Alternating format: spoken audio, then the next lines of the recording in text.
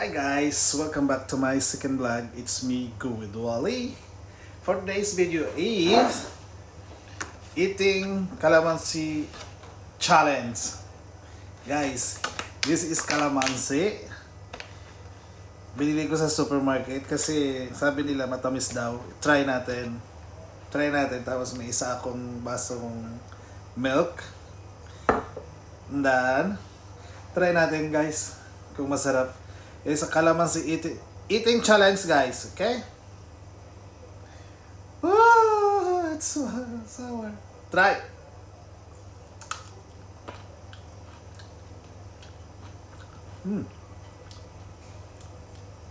It's calamansi nga, ba't matamis?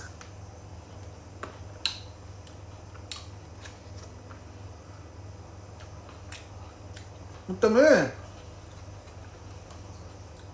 What the hell?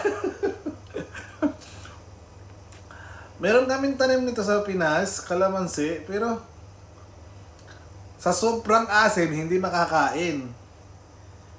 Ito, matamis. Ayun na. Tapos, kaso, yung texture ng laman niya, siksik. Kakaunti yung katas. Ay, gano'n ba ito na eh? Buto.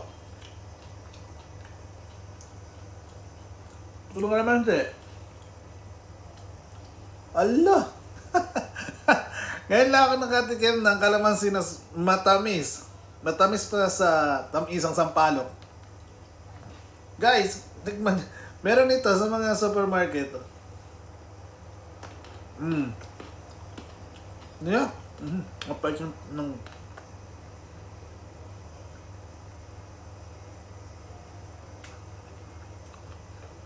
bato.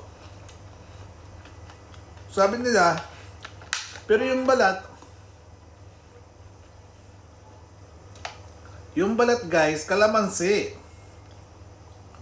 Yung laman parang piras. Anong klaseng kalamansi ito? Comment nga guys. Comment down below kung anong klase ng prutas na to. Wala kasi nakalagay na label na name eh.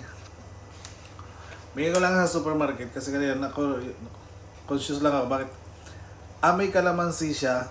Akala ko nga kalamansi kasi ipipiga ko sa bagoong. Tapos nung hiwain ko,